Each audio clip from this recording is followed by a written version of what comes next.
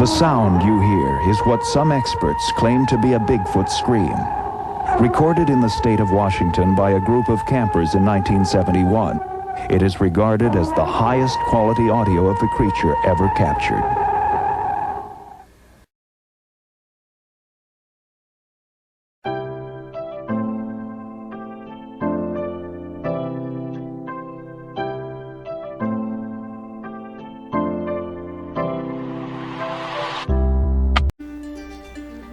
Hello, welcome to Bigfoot Real Encounters. We're glad to have you stop by. We'd also like to take this time to invite you to share your encounter. You can send your stories to the email bfrealencounters@mail.com, where we will feature your story with all of the respect that it deserves. So send your stories in, bfrealencounters@mail.com. We look forward to hearing from you and your great stories soon.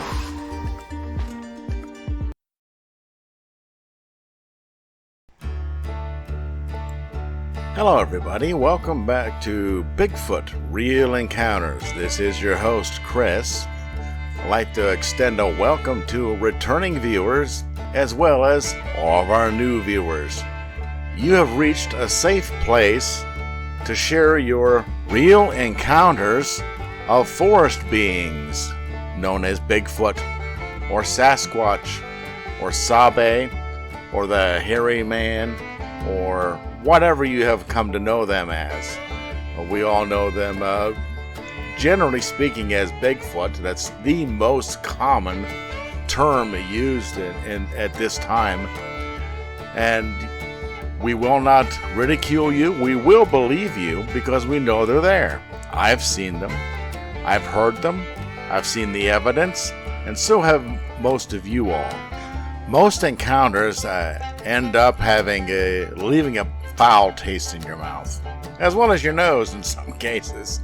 But what I'm trying to get at is most folks have PTSD symptoms, even if the encounters were really not all that bad, not all that scary, as is the case of the Chattanooga Bigfoot, one of my previous videos.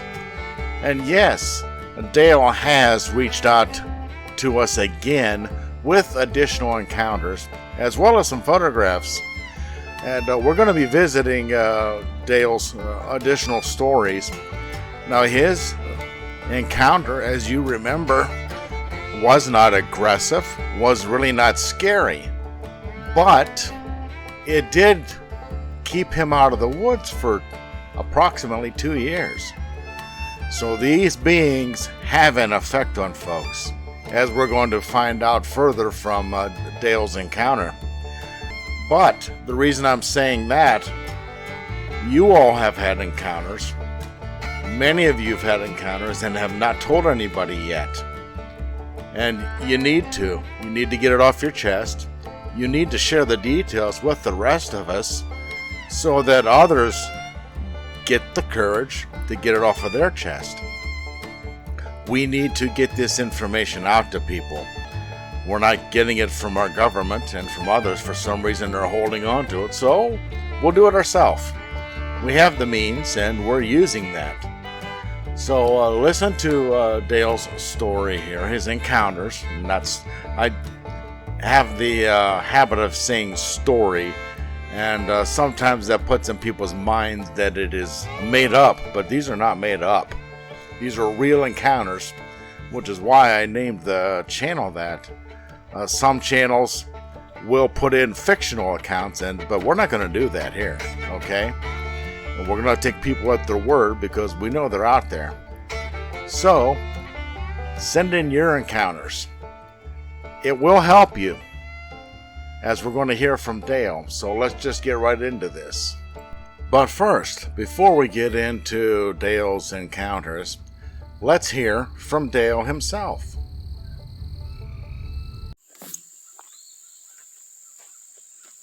Hello.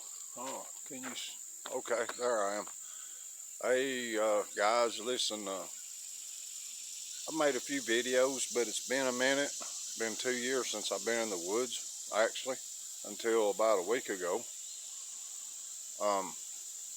I've been coming to these woods since I was a little kid. Hickory nut just fell. And fishing and hunting, hiking, all kind of stuff. Right down there is one of my favorite fishing holes in the world. And this right here is the Tennessee River. I don't know if you can, yeah, you can see it. That's the Tennessee River. All this is real good fishing, especially right now after the rains. The water's up. It's moving, but not real fast. It's a pretty day, but okay. I'm gonna get right to the point on this. Right down there, like I said, is a great fishing hole. The river chokes down a little there, and it creates a big back eddy and naturally holds fish. There's a lot of fish there, a lot. From fish as big as me to you name it, there's all kind of fish there. But it's always been good fishing. That's pretty much irrelevant right now, but what has kept me out of the woods for the past 2 years is me having Bigfoot sightings down there for 3 days in a row. And you can take this with a grain of salt or not take it at all, because I don't care. I know what I saw and heard. A lot of whooping and owl hooting. So I finally got the nerve to come out here last week and go hiking. And I've seen a lot of stuff in the woods here. Chattanooga's probably 10 minutes down the road. I'm right down river of Chattanooga, Tennessee. I live 10 minutes from here. The county line's about 5 minutes. I'm right now in Marion County, Tennessee. This little area we're going into,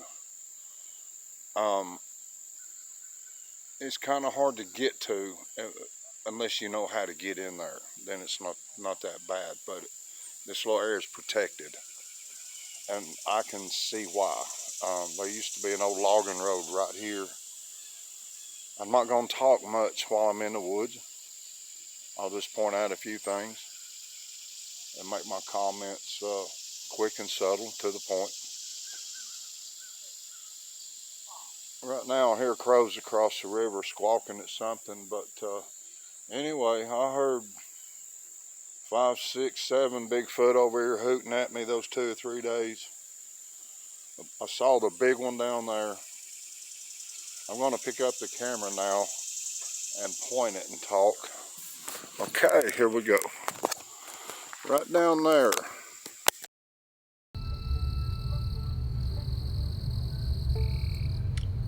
Well, thank you for that introduction, Dale. I'm glad you sent in that video. I'm guessing the pool where he said there's a lot of fish is a reference back to the video that I produced a couple weeks ago about the Chattanooga incident, where the Bigfoot were hooting and howling around him, making owl hoots, and where he actually saw the infant Bigfoot, where they were teaching him to hoot like an owl. So thank you once again, Dale. Now, before I get into this encounter that Dale sent in, I want to let you know that the background pictures that are being displayed right now are also pictures that Dale sent in on location from the stories. Okay? Now this reads, "Hello Chris, this is Dale again. I wanted to let you know I have some time on my hands because of rain out days. So I have time to send you in some of my first encounters with Bigfoot. I'm not able to work right now, so I'm fishing, hunting, and scouting for deer season. I have not gone back into the woods at all since I had my sightings on the river fishing those 3 days, because I've been a little fearful to go back into the woods since I saw Bigfoot. I realized after sharing my stories, if Bigfoot wanted me, they would have taken me out a long time ago, because they've always been here. Sharing my stories has given me the courage to go back into the woods and expose the subject for what it is. I guess I will title this one, The Day Bigfoot Became Real for Me. This encounter happened in January of 2012 while I was wild hog hunting and deer hunting in South Cherokee National Forest. I had always believed Bigfoot was real at this time because of the Patterson-Gimlin film, but did not think too much about it. Spending most of my life in the woods and seeing the natural movements of Patty convinced me 100% these guys are real. Plus, being a hunter, I'm a man of tracks. If an animal, bird, or human lays a track somewhere, that proves to me that it was there. And that is just plain common sense. I had always believed in Bigfoot up to this time, but had never had any encounters until this. Besides, when we used to get screamed at in the woods at night, when we used to have hunting parties and camping when I was younger, I never knew what those screams were, till now. Okay, here we go.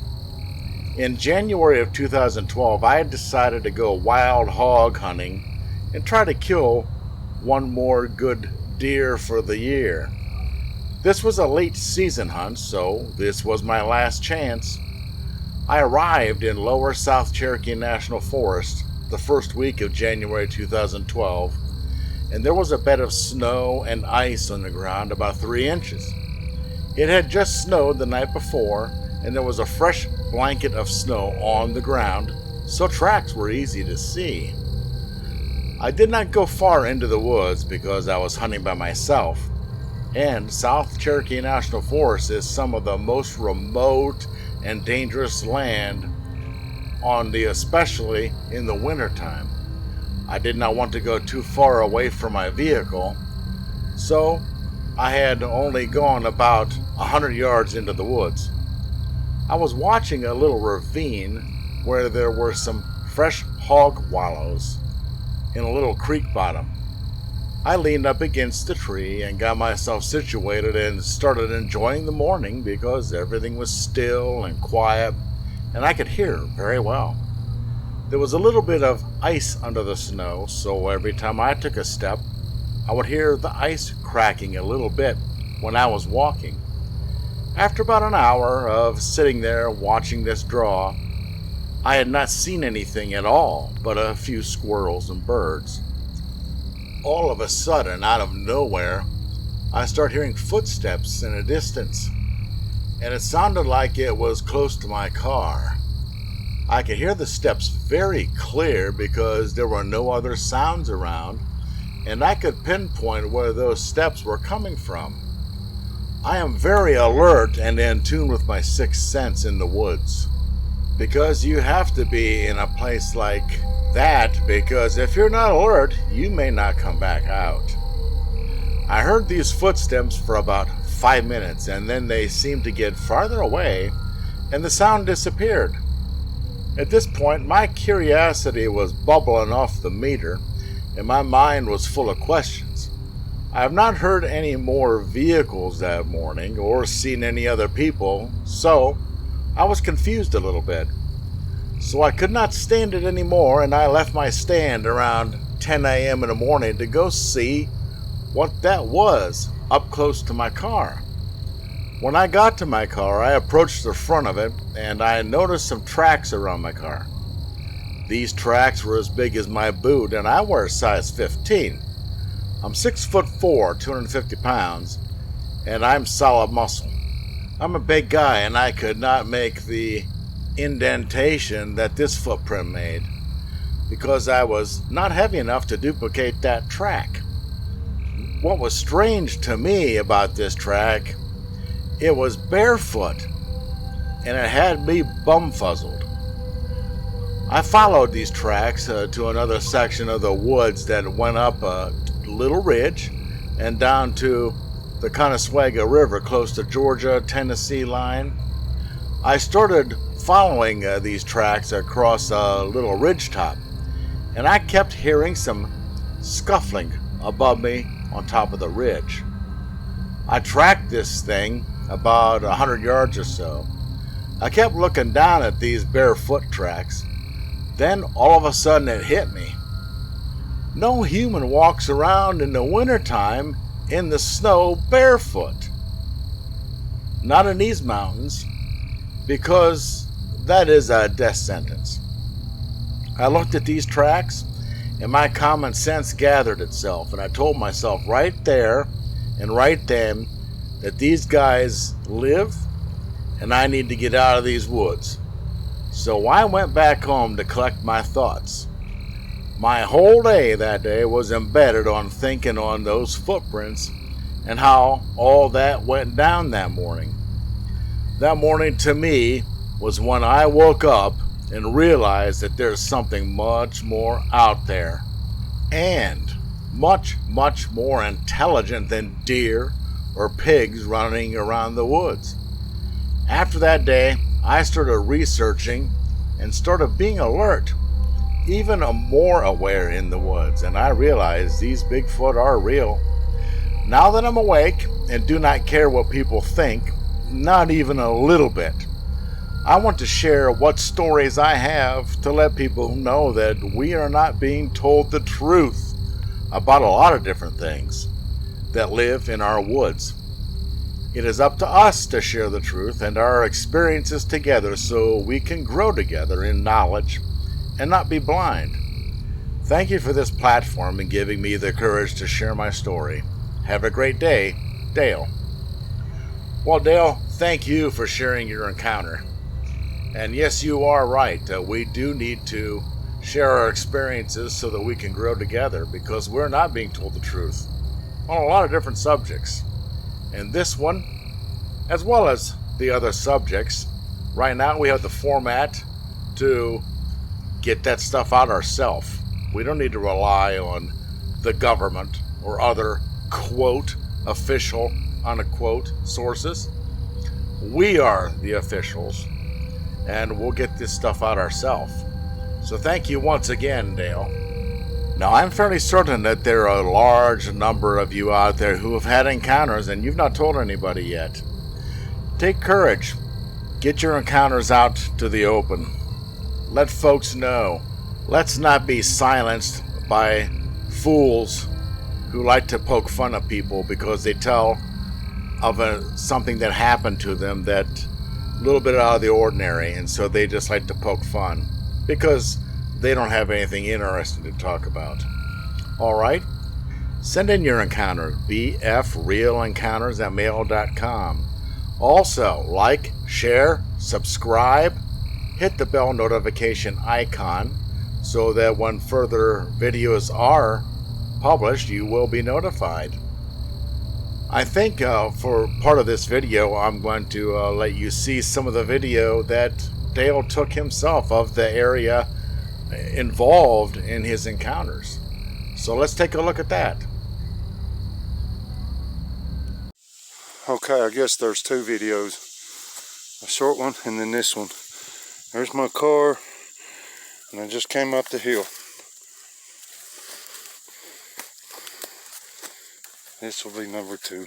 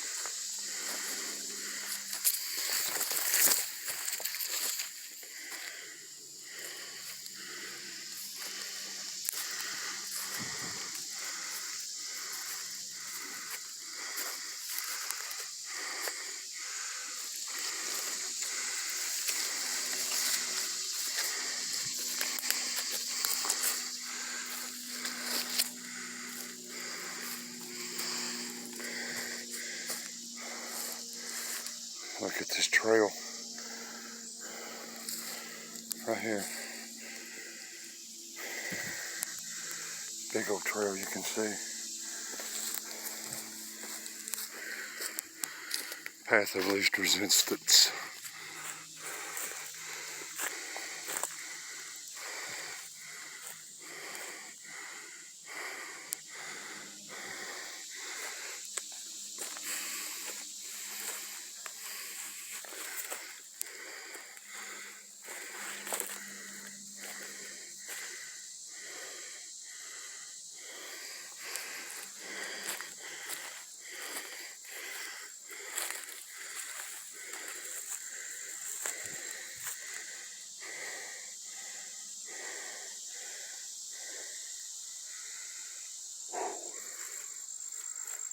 Not too bad.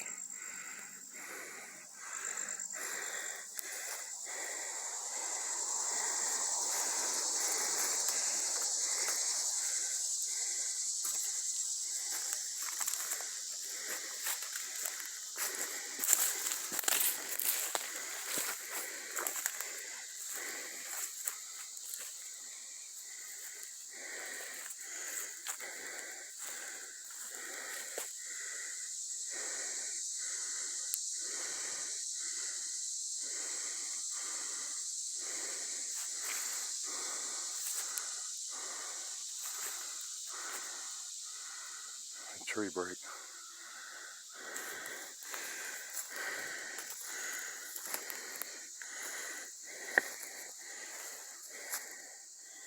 Look like footprints.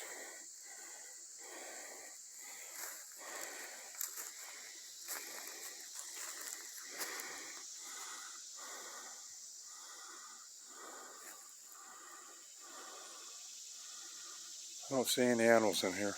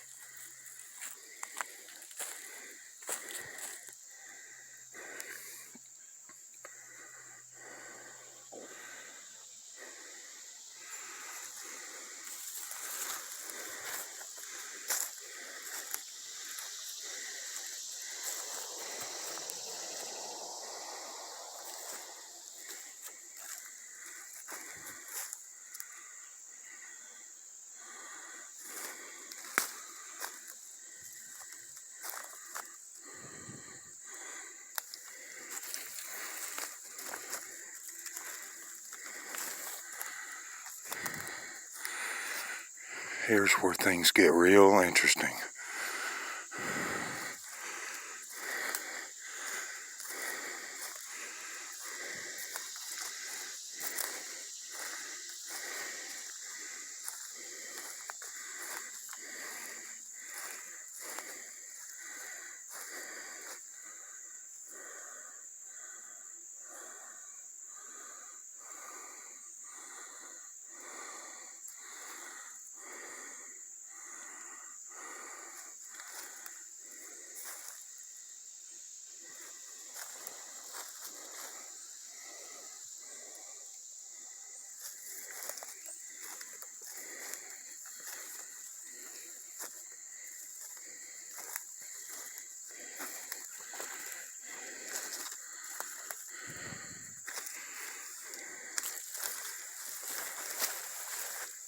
This is some kind of a bed.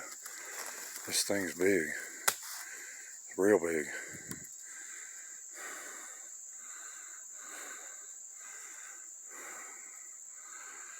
It's very big.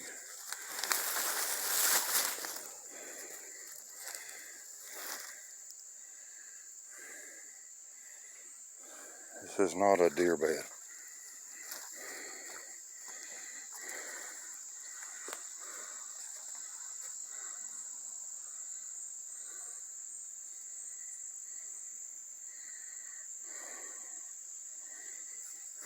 Okay. Cut some time off. I don't want to stay up here a long time.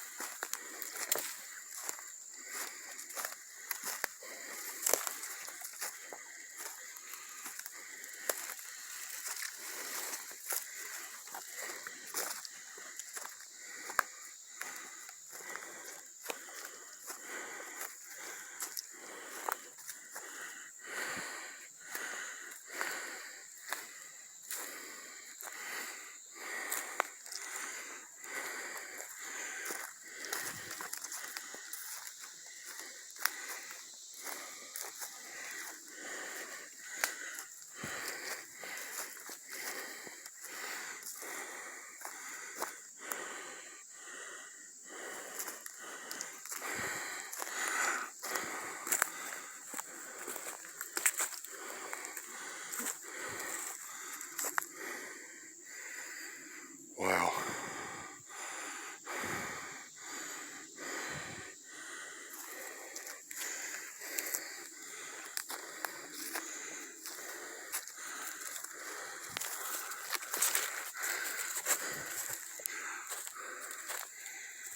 There's some chairs.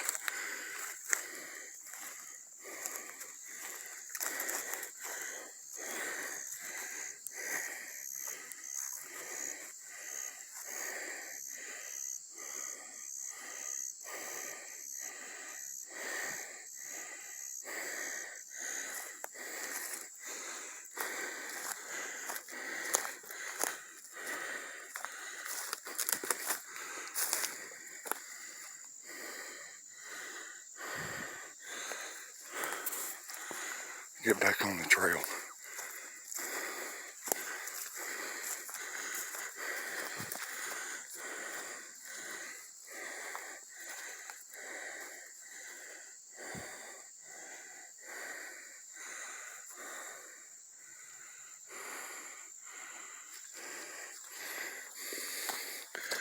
There's some toes.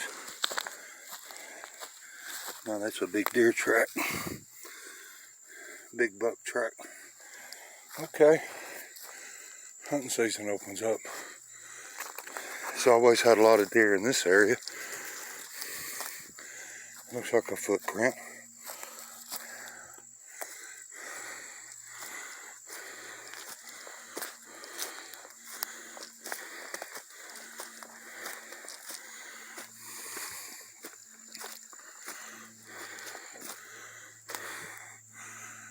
That's cool.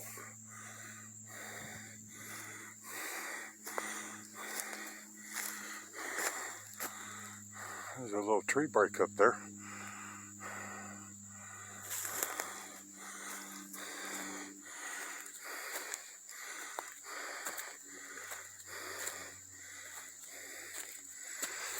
Here's where I took the picture of those two logs.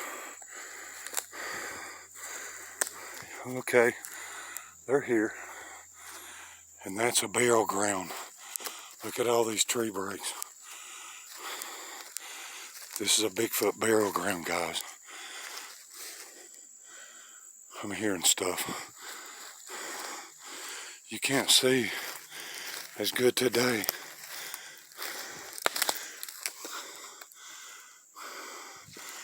as you could before.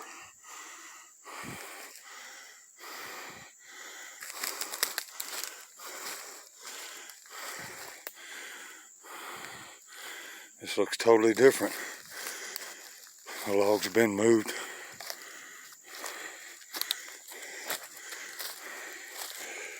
When I was up here, I jumped something. Yeah, the log's been moved and it's broke. Looks totally different. There's a footprint, plain as day. Pile, burial ground, guys. Little rock pile. I'm gonna come up here and show you their day area, and I'm gone. I see a lot of fresh tree breaks everywhere.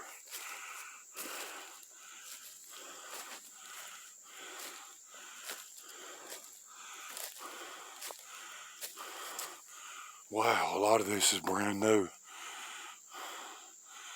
Okay.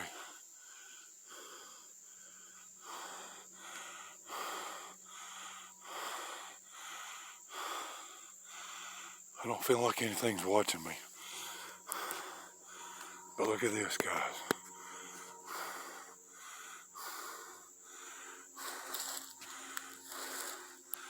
That's a burial ground right there, dude. That's a burial mound. There's a mound in behind it. Right there. That dirt was not there before.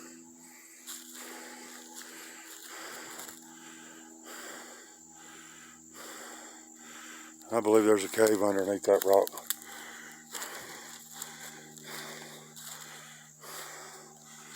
I'm gonna inch over here and get out of here. Right over there is where I got some more footprints.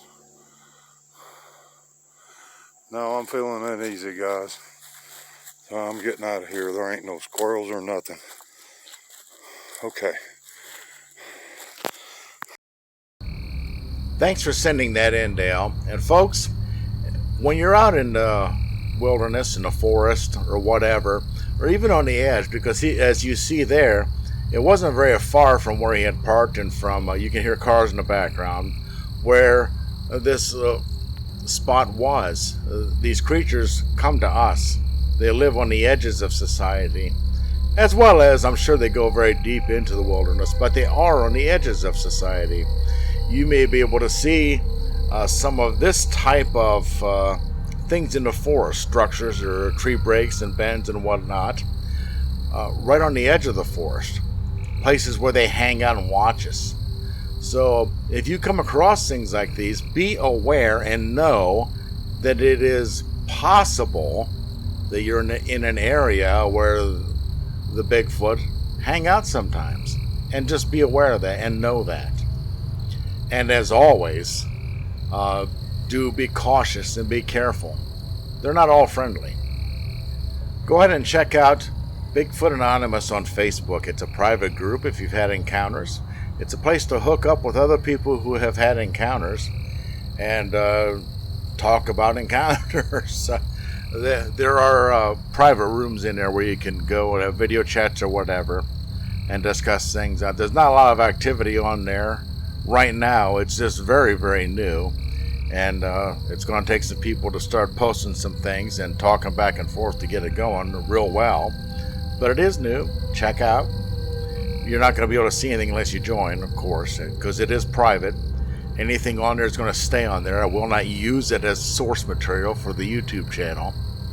And remember, when you're out there hunting, fishing, walking, hiking, camping, hunting, whatever, remember, keep an eye on the tree line to see what's keeping an eye on you. We'll see you in the next one. Once again, another great story. Thanks for tuning in. Please share your encounter. Email us, bfrealencounters@mail.com. Your story is very important. We will treat it with the respect that it deserves. Also, be sure to smash the like button, share, and subscribe. Thanks once again. We look forward to hearing from you soon. Watch out for our next video. Maybe we'll feature yours. Have a great day.